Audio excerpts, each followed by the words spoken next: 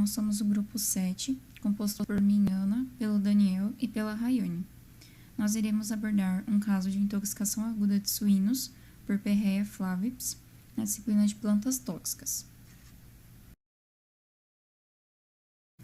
Só para relembrar um pouquinho do caso, aconteceu numa propriedade em Concórdia, Santa Catarina, no mês de junho. Eram criados 50 suínos jovens e adultos da raça Landrace, em sistema intensivo ao ar livre ou ciscal. Os animais eram divididos em lotes e tinham acesso à pastagem de pânico, sem a presença de plantas tóxicas. A alimentação consistia em pastagem e ração comercial de boa qualidade.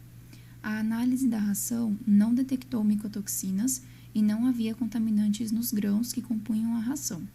O proprietário relata que a doença ocorre há vários anos, sempre na mesma época do ano.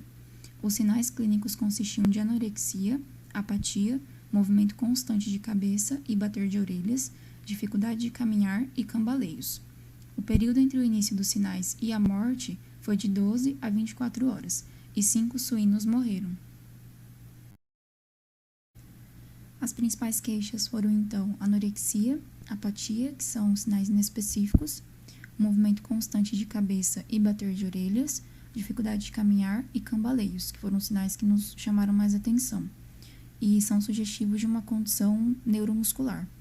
Além dos achados macroscópicos de lesão hepática, que foram os mais relevantes da necrópsia, e uma evolução aguda, de até 24 horas, que levou à morte. Esses últimos sinais nos fizeram pensar em um quadro de intoxicação hepática aguda.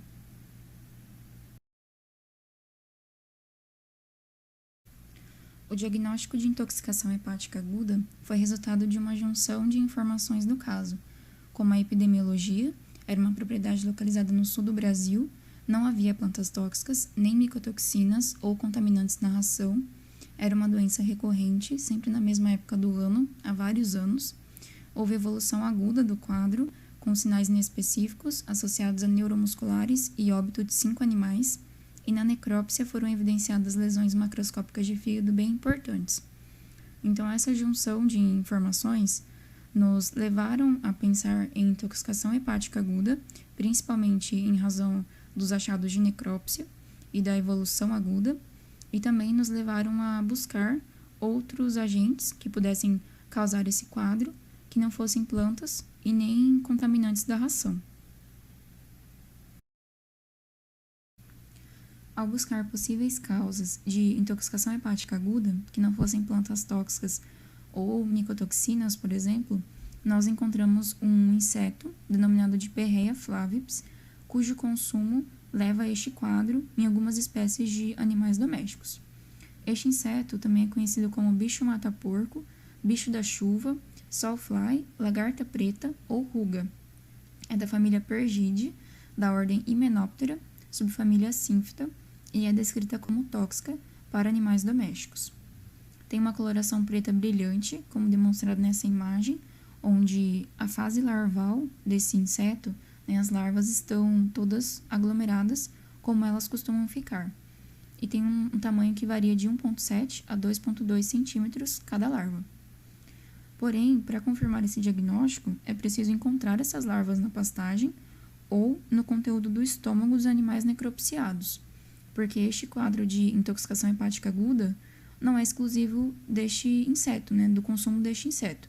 Pode ser causado por outras etiologias, como intoxicação por xanthium, por semente de crotalária, por cestrum, e outras causas, como hepatose dietética por deficiência de vitamina E ou selênio. Mas estes quadros, essas etiologias, no geral, elas foram desconsideradas por nós em razão do histórico, que apontava que não havia plantas tóxicas nem contaminantes na ração. A distribuição desse inseto aqui no Brasil envolve principalmente a região sul do país, nos estados do Rio Grande do Sul, Santa Catarina e Paraná. Embora já tenham sido descritos, o seu aparecimento no estado do Espírito Santo e do Distrito Federal.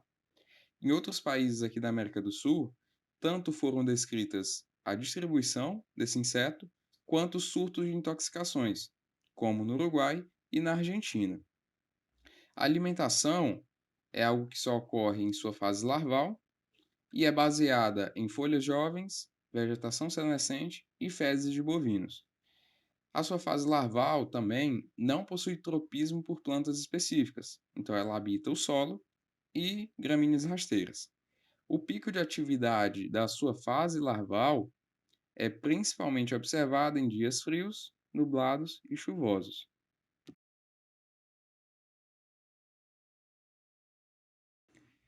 Bovinos, ovinos e suínos são susceptíveis à intoxicação pelo consumo dessa larva. Observou-se em estudos experimentais que essas três espécies possuem boa aceitabilidade ao consumo dessas larvas. Observou-se também que a ingestão de 40 gramas de larvas por quilo de peso vivo em bovinos já é capaz de causar intoxicação, enquanto em ovinos e suínos, um quarto dessa dose, ou seja, 10 gramas de larvas por quilo de peso vivo, já é capaz de desencadear a intoxicação. Há uma ressalva em relação a suínos, visto que o sistema de produção mais utilizado no Brasil atualmente para a criação deles é o de confinamento.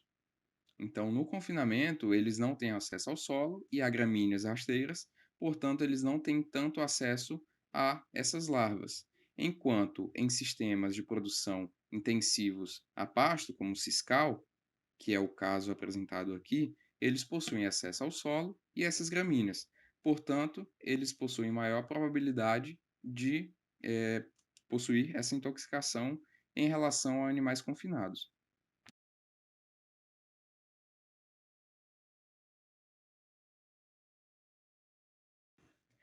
Os princípios tóxicos observados nessas larvas são produzidos por elas mesmas.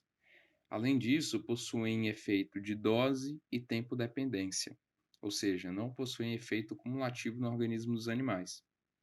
O principal princípio tóxico é a pergidina, que é um heptapeptídeo que possui em sua composição alguns D-aminoácidos. Outro princípio com menor concentração, mas que também está presente, é a lofirotamina, que é um octapeptídeo que possui em sua composição também alguns D-aminoácidos. Então, os princípios tóxicos vão fazer uma interação com a membrana celular e constituintes, principalmente íons metálicos, e por possuírem alto peso molecular, não interagem com a célula através de difusão facilitada, apenas através do sistema de transporte do ácido biliar.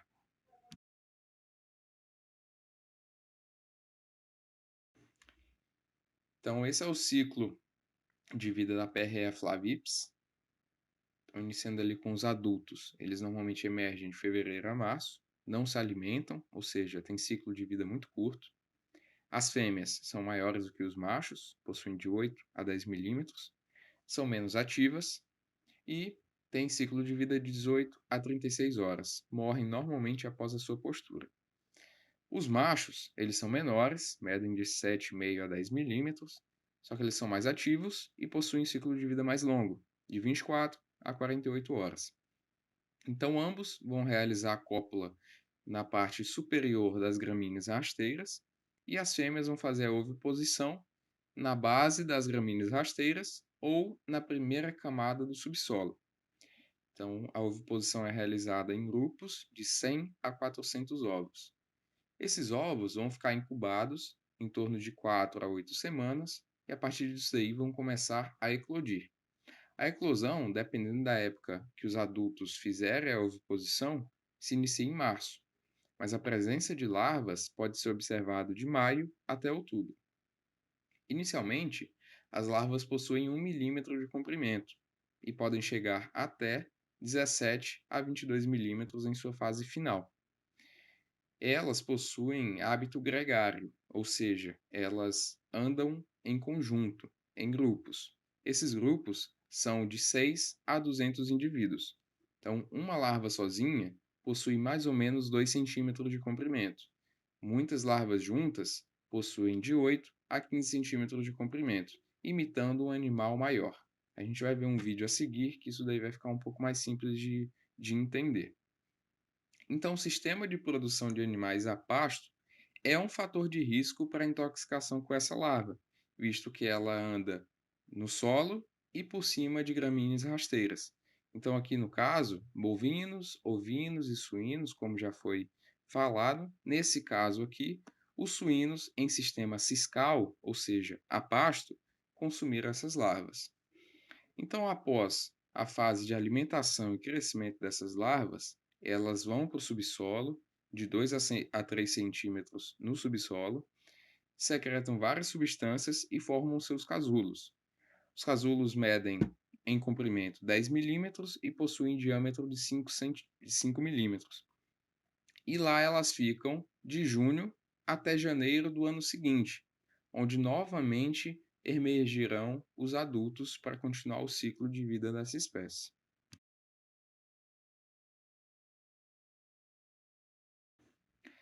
Na imagem 1, observa-se então as fotos em projeções laterais e dorsais de machos e fêmeas dessa espécie. Aqui a gente consegue observar muito bem a diferença de tamanho das duas. E na imagem número 2, conseguimos observar o processo de oviposição que a fêmea realiza. Aqui na imagem 1, nós conseguimos observar o estágio larval dessa espécie. Na imagem 2, conseguimos observar o seu hábito gregário de caminhar em grupo. Então, ali, como a gente já comentou, de 6 a 200 larvas. E na imagem número 3, nós conseguimos observar o ciclo de vida da perréia de uma forma mais simplificada. Então, as fases em que há a presença dos adultos, dos ovos, das larvas em desenvolvimento e das pupas.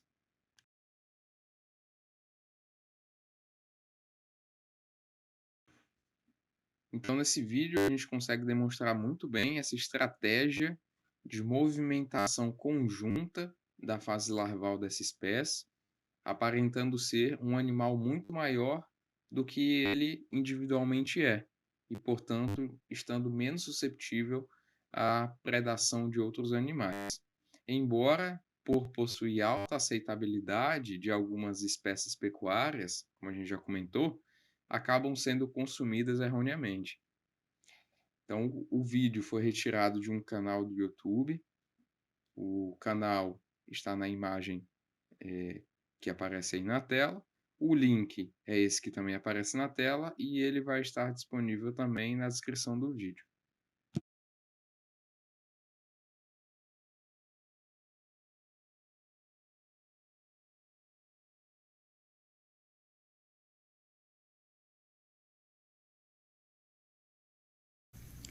O quadro clínico envolve uma variedade de sinais, como depressão, prostração, icterícia discreta, decúbito lateral ou external com movimentos de pedalagem, coma, hiperexcitabilidade, tremores da cabeça e pescoço, agressividade, anorexia, fraqueza, dificuldade de caminhar e cambaleio, ranger de dentes, agitação das orelhas e cabeça, ptose palpebral, fezes ressecadas, cialorreia, nistagmo, obstótono, vocalização e pode evoluir para o óbito. Alguns animais se recuperam alguns dias depois da intoxicação e outros evoluem para o óbito. Os que evoluem para o óbito podem morrer algumas horas após o início dos sinais, até alguns dias, né? Ou se recuperam. Isso depende principalmente da quantidade de larvas ingeridas e de fatores relacionados ao próprio animal, né? Intrínsecos do próprio animal. Esses sinais de sistema nervoso, como movimentos de pedalagem, coma, tremores de cabeça, agressividade, dificuldade de caminhar e cambaleio, agitação de orelhas, nistagmo, obstótono e vocalização, eles se relacionam ao quadro de encefalopatia hepática que o animal desenvolve em razão da insuficiência hepática, né, da lesão hepática que apresenta. Porque o fígado ele deixa de metabolizar e exercer as funções detoxificantes naturais dele e substâncias tóxicas acabam se acumulando, como amônia, aminoácidos, além da hipoglicemia que o animal desenvolve. Então, em razão dessa disfunção hepática, o animal pode apresentar esse quadro neurológico, né? Além de icterícia e alguns sinais inespecíficos.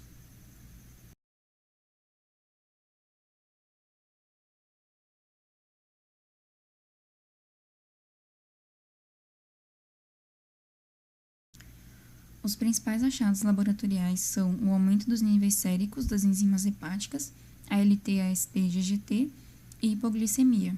Aqui nós trouxemos um estudo de 2001, que foi uma intoxicação experimental feita em suínos pelas larvas deste inseto.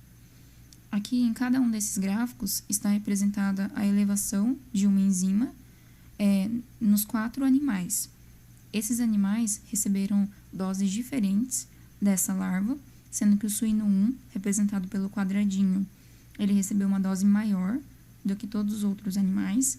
E, em segundo lugar, o suíno 2, representado por um triângulo, seguido pelo 3 e pelo 4. O 4 recebeu a menor dose de todos. E aqui nos gráficos nós podemos ver que, de uma forma geral, os animais que receberam maiores doses dessa larva apresentaram uma elevação maior nos níveis das enzimas em um intervalo menor de tempo.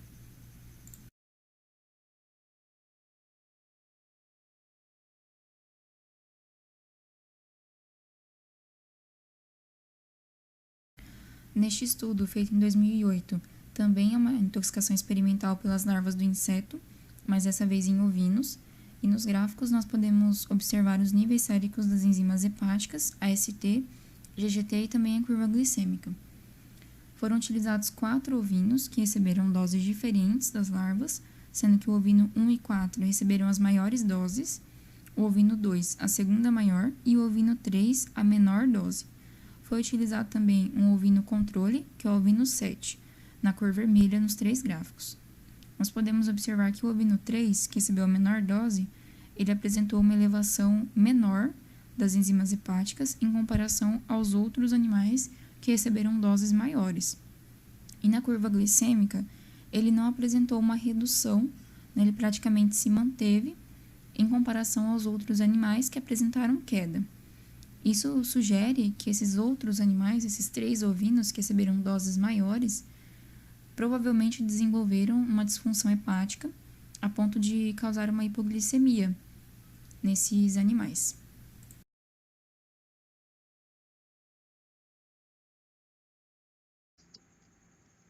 As lesões hepáticas mais comumente vistas são hepatomegalia, acentuação do padrão lobular e congestão e hemorragia subcapsular. Além disso, a vesícula biliar pode estar distendida com a parede edematosa. Os animais também são acometidos com ascite, com hemorragia e edema em outros órgãos, como linfonodos hepáticos e mesentéricos.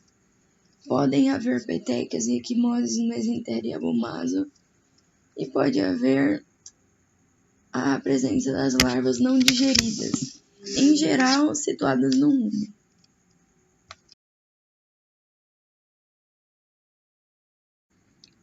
Essa figura denota o fígado de um suíno intoxicado.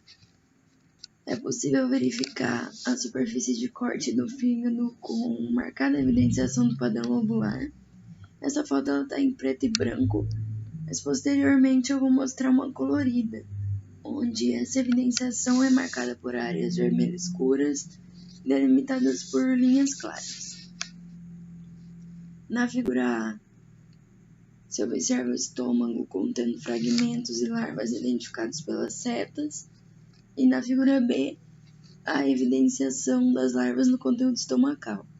Esse é um achado muito sugestivo, né?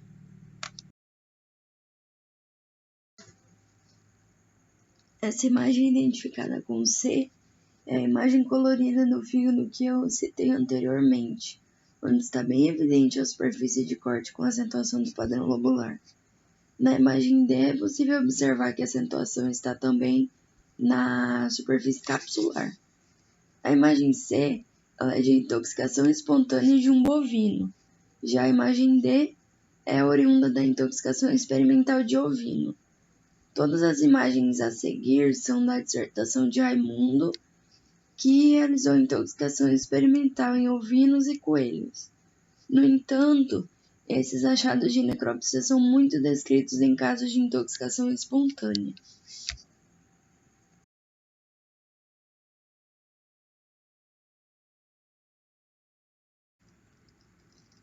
Essa imagem foi disponibilizada pelo professor no caso clínico em questão, onde o fígado se assemelha ao que eu mostrei anteriormente, tendo acentuação do padrão lobular.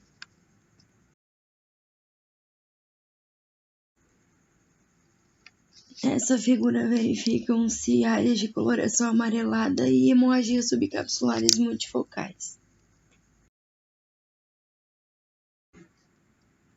Agora na cavidade abdominal, na figura E é o líquido acítico coagulado na cavidade e essa imagem é de um ovino. Na figura F, há o edema de região perirenal também em ovino.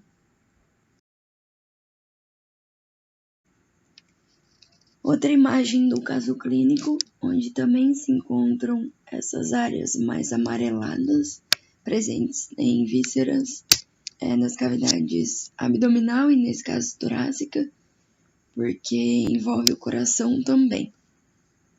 Mas a lesão mais notável é hepática.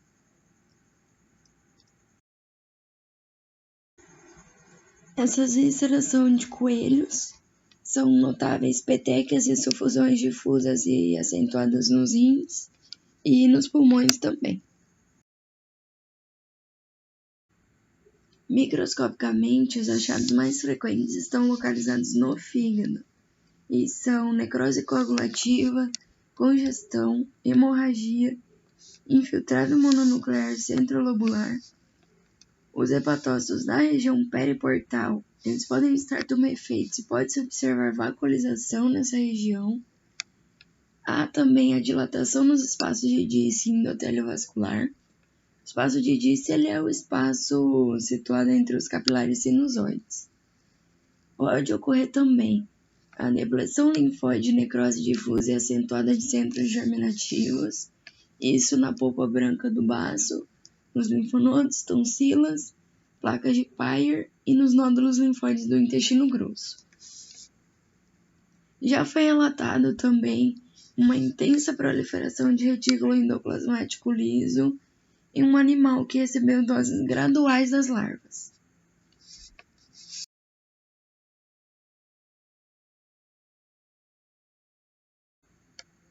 Aqui os autores trazem imagens de microscopia eletrônica e são imagens comparativas, na verdade. Elas comparam hepatócitos com hipertrofia de retículo endoplasmático liso, no caso visto na figura A, e retículo endoplasmático liso normal, na figura B.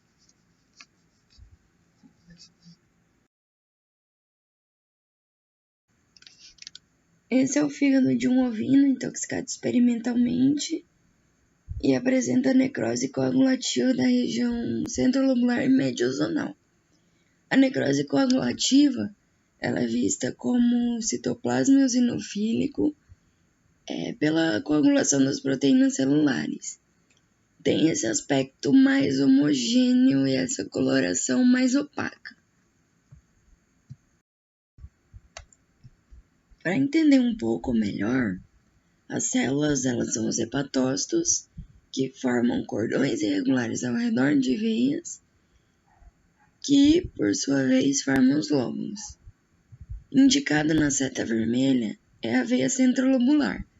Ao redor estão os hepatócitos, e entre esses cordões tem os espaços. Esses espaços são os capilares sinusoides. Região centrolobular seria essa região da veia centrolobular.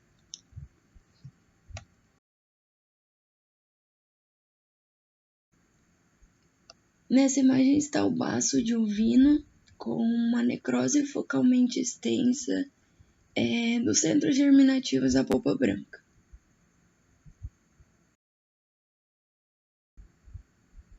Esse é um fígado de um coelho de intoxicação experimental pelas larvas.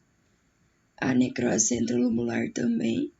Essa necrose centrolobular ela é bem difusa e está associada à congestão com vacuolizações dos hepatócitos na região periportal.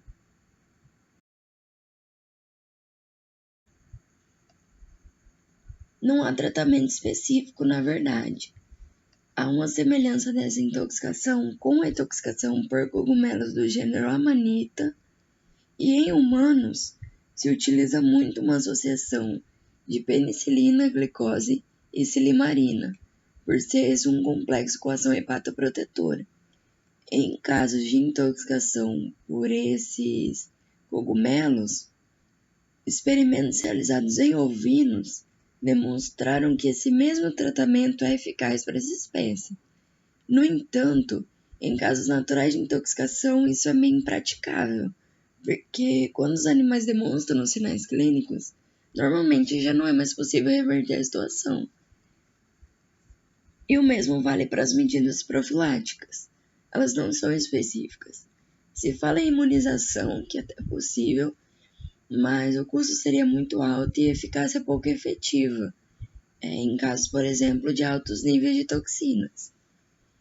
E normalmente os animais são retirados das áreas infestadas e realocados. Isso costuma resolver o problema.